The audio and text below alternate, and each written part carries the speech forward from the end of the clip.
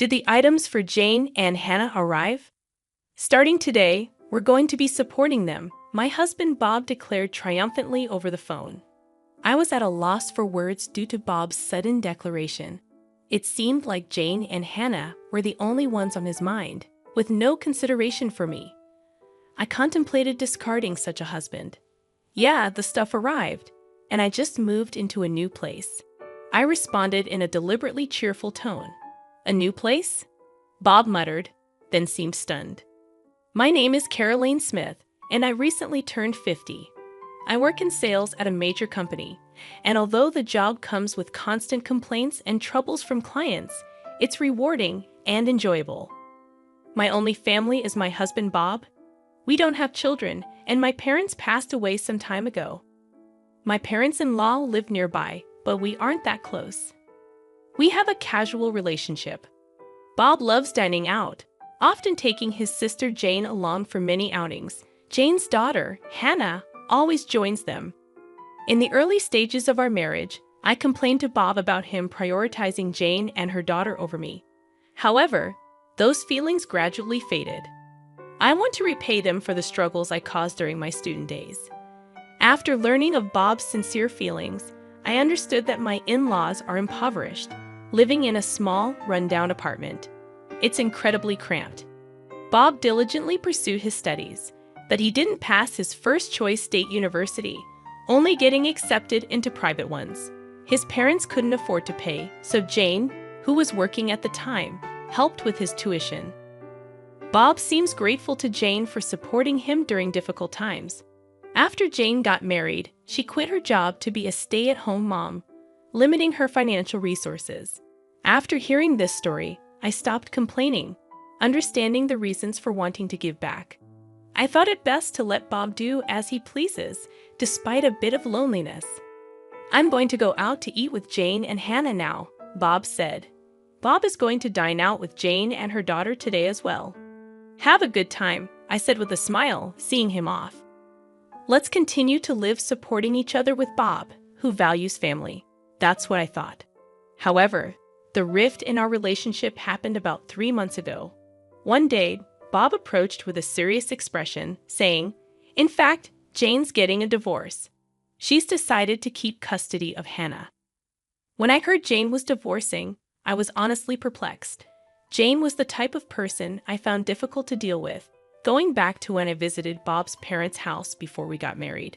Jane laughed uproariously at me, saying, "Bob, you're marrying her? She's so plain and has bad taste." Bob and his parents didn't say a word, acting like they didn't notice. So I had no choice but to endure Jane's rude behavior as I remembered Bob's declaration. I'm going to visit home every day for a while. Unlike you, who's thick-skinned, Jane is delicate.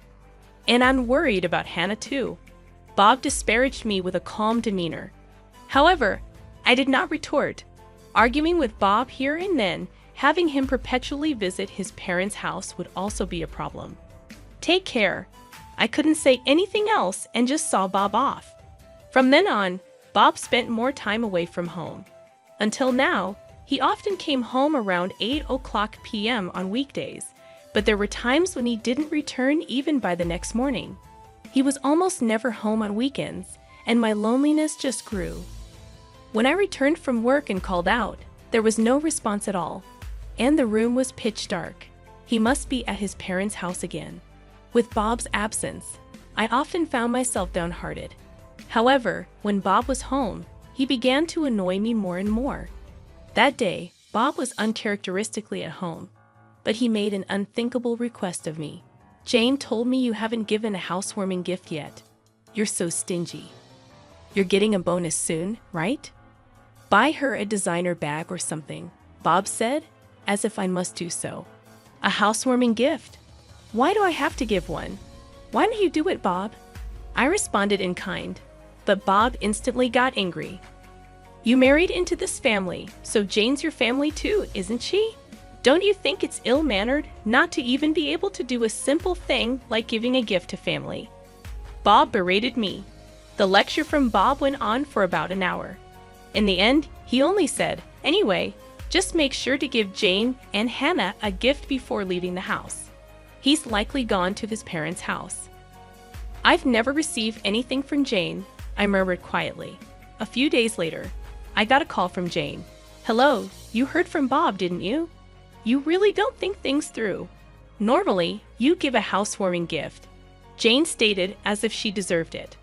I got irritated at the selfish attitude, so I retaliated. You've never done anything for us either, have you? Even at our wedding, we didn't get a gift from you. During the wedding, Jane said with a smile, We're family, so we don't need a wedding gift, right? And handed over an empty gift envelope. But there's nothing inside, is there? I asked. Even when I asked, Jane put on an innocent face.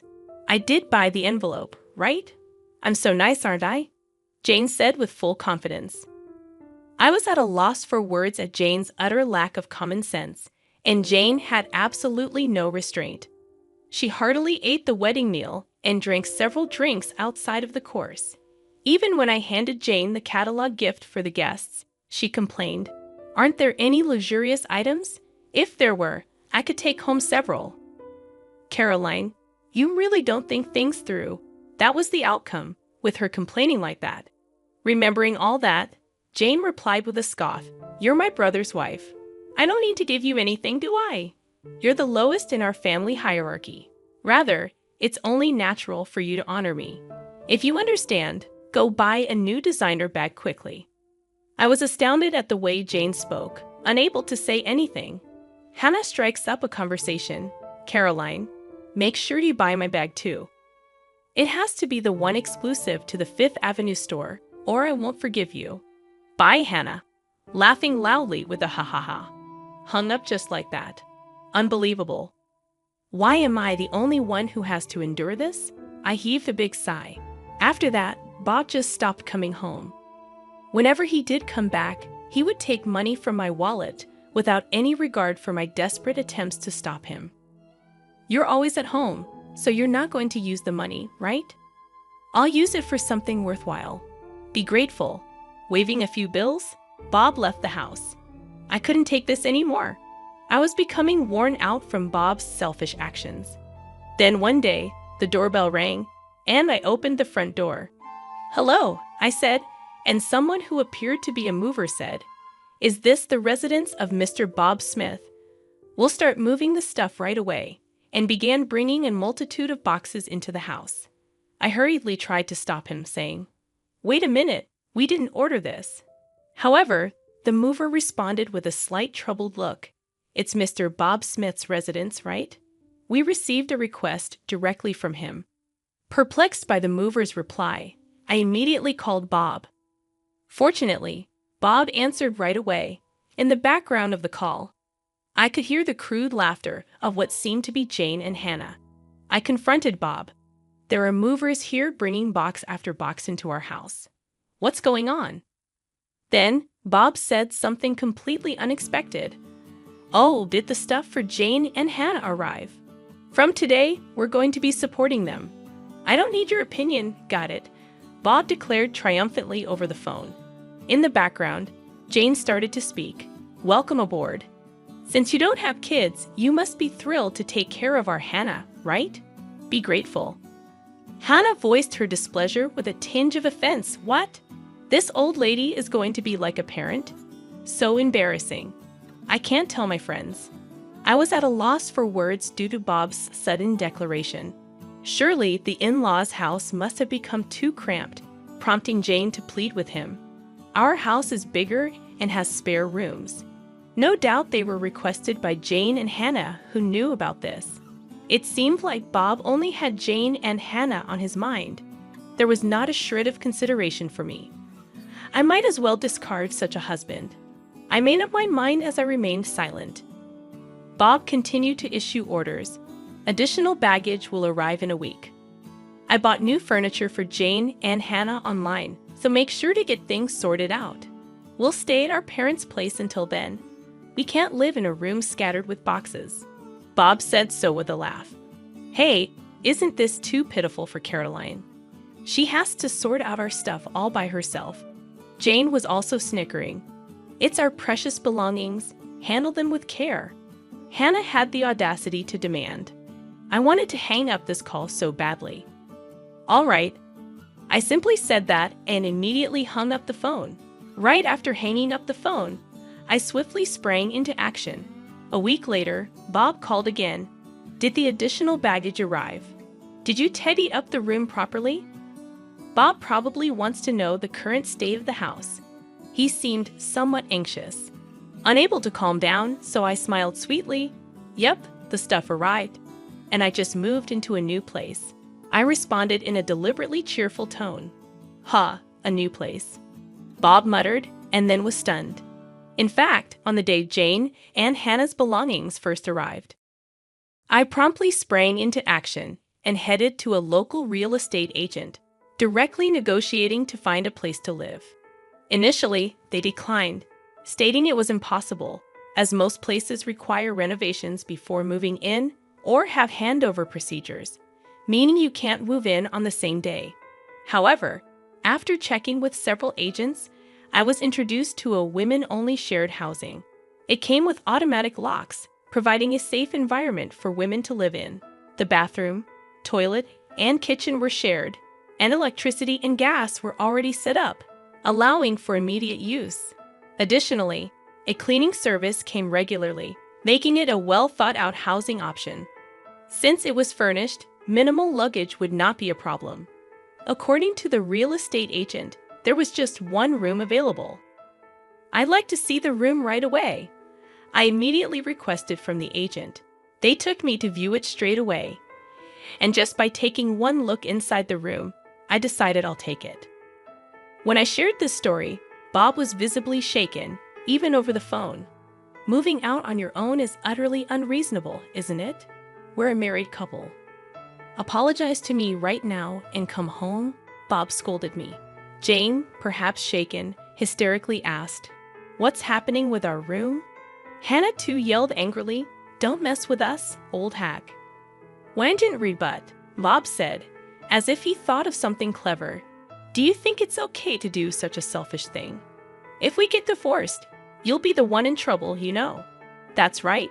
With your age and looks, you won't find another suitor in the future, right? You're just a plain old lady. Your future is looking pretty bleak. How pitiful. Serves you right, Jane said, sounding rather pleased. In the background over the phone, Hannah was laughing and saying, The old lady's done for. At that moment, Bob said, sounding smug, If you apologize to us sincerely from now on, I'll forgive you.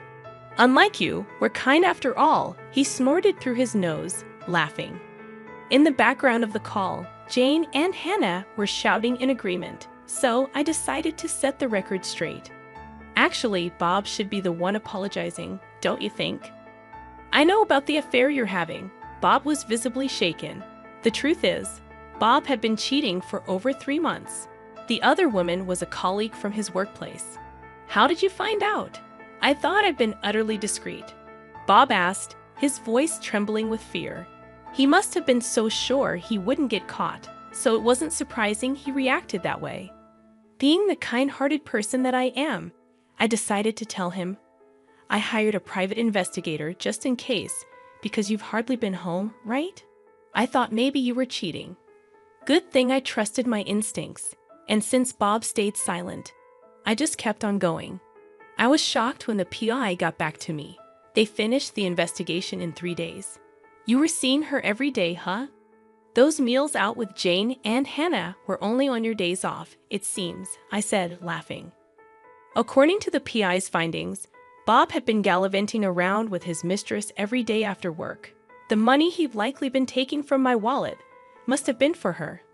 Bob and his mistress were often close together, making it easy for the PI to get good pictures. I'm going to divorce you, Bob, and I'll be demanding alimony. And, of course, from your colleague, the mistress as well. Expect a certified letter at your office. Smirking at Bob after receiving the PI's results, I headed straight to a law firm. Even the lawyers seemed rather taken aback by the conclusive evidence I presented.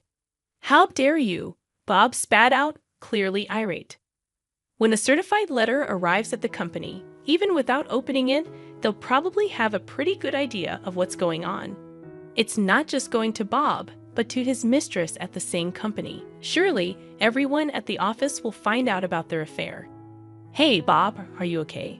The situation has taken a dark turn, and Jane sounded anxious. Jane must have been planning to have Bob and me take care of life's chores for her, intending to lead a leisurely life.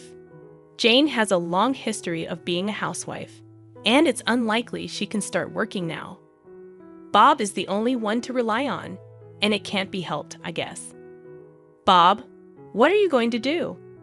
I haven't worked a day since graduating from high school, and there's no way I'm doing a part-time job now. Hannah seems slightly troubled as well. Even when Jane and Hannah blame him, Bob remains silent, unable to say anything. I delivered a further blow to Bob. Bob, you probably haven't saved any money, have you? It's said in the investigation report that you've been generously spending on your mistress, even bought her the new designer handbag. Maybe you're in debt too. I dropped a bomb, and whether Bob is shaken up, he can't find the words. Ignoring him, Jane is yelling at him. What? You don't buy them for me. But why did you get them for your mistress? Are you kidding me? Plus debt? How much do you owe? I hate you, Bob. Even though I begged so much, you never bought me anything. Hannah also scolds Bob in a high-pitched voice. On the other side of the phone, Jane and Hannah are noisily complaining. Caroline, I really am sorry, so please handle these two somehow. Bob pleaded with me in an exhausted voice. But I have no intention of forgiving Bob. Why don't you deal with it yourself? I'm not involved, and it's what you deserve. Better tell your mistress soon. If you dilly-dally, a certified mail will reach your company, you know? I said to Bob with a smirk. Damn, Bob seemed frustrated. Ignoring such a Bob, I spoke. Well then, do your best, and please give me plenty of alimony. I hung up the phone right there. After hanging up, there were several calls from Bob, but I ignored them. Let Bob and Jane struggle as much as they want. I muttered quietly and set Bob's contact to block incoming calls. After that, my divorce with Bob was finalized. Initially, Bob resisted because there was dual income. Until now, Bob could afford to live even while he just messed around. With just Bob's income, maintaining the lifestyle we've had until now is certainly not feasible. It seems like Bob understands that, which is why he doesn't want to divorce me. However, I have decisive evidence of Bob's infidelity. Ultimately, I conveyed to him that I have absolutely no intention of reconciling, and that I will take legal action if he doesn't agree to the divorce any longer. With that, Bob, hanging his head down, said, I'll agree to the divorce, and stamped the divorce papers. So I demanded alimony from Bob in settlement for emotional damage from his partner. The amount was determined while being informed about the going rate from my lawyer. I believe it's a fair amount. In fact, Bob's partner paid it promptly. Apparently, she borrowed it from her parents after explaining the situation. However, it was a steep amount for Bob. Can it be reduced? Even though he said that numerous times, I ultimately rejected Bob's request during the meeting with our lawyers at the law office. How about I add on the money you stole from my wallet? I cheerfully asked. Bob turned pale as a ghost. That amount is fine. In the end, Bob, trembling, agreed. After that, both Bob and his partner resigned from their company. The reason was that their affair was exposed within the company. It seems that the delivery of a certified document brought attention to the relationship between the two. Even if the contents of the envelope were unknown, an envelope from a divorce law office tends to be pretty self-explanatory. One can generally guess what's inside. Eventually, Bob resigned because things got uncomfortable. Being the subject of juicy gossip around the office, perhaps he couldn't stand it. After leaving the company, Bob has been working in day labor via an agency. Due to his age, it seems he couldn't find another job right away, but payments won't wait. He has living expenses plus the installment payments of alimony to me, and the mortgage still has a long way to go. Moreover, the debts he likely incurred during his affair came to light. Life's probably going to be pretty tough, I bet.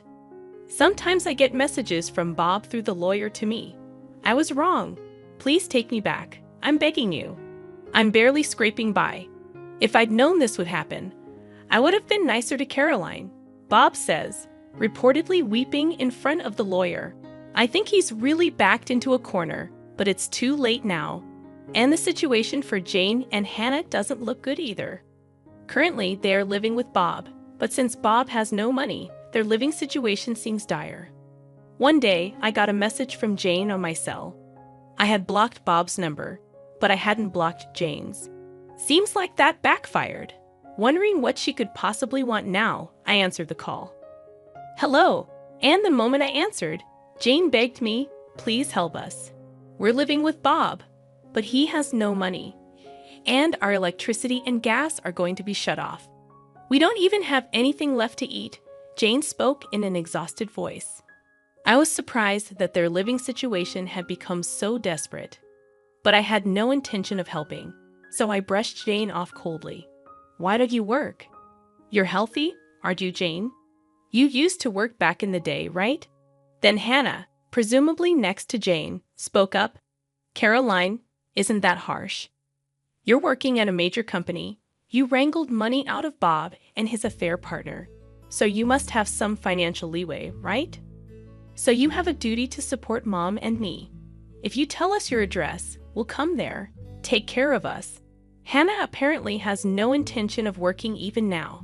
It's truly exasperating considering she's still young. Biting back a sigh, I conveyed my stance. Now that I'm divorced from Bob, I'm a complete stranger to you, Hannah. I have no intention of supporting you, and I don't want anything more to do with you. Don't call me again. As soon as I finished speaking, Hannah shouted, Don't mess with me, you old hag. You should just quietly take care of us. Tell us your address right now. After that, they kept shrieking for quite a while. Their characters will likely never change for the rest of their lives. I have nothing to do with this anymore. Goodbye. With that, I hung up the phone. I immediately blocked Jane's number. I never want to deal with them again. In their current state, they will likely face more hardship, but it's their own laziness that brought this upon them. I think it's fine if they continue to suffer. A year later, I decided to move out of the shared housing. It's a bit sad to leave where I made friends. The reason I'm leaving this fun and lively place is because I decided to adopt a dog. I met the dog at an adoption event a dog-loving friend invited me to, and I went along. That's where I had a destiny-filled encounter. While other dogs were being friendly with various people, this dog was different. It stared at me intently the moment our eyes met. I thought this dog might need me. After that, I attended the adoption events many times and deepened my bond with him. After several visits, joyfully, I was allowed to adopt him. However, the shared housing doesn't allow pets, so sadly, I had to move out. Now I live in a pet-friendly apartment. Dogs don't betray you, and it's so cute when I call. He runs towards me joyfully. There will probably be various difficulties in the future, but I'm not alone anymore. I want to move forward, facing forward, supporting each other with this beloved dog.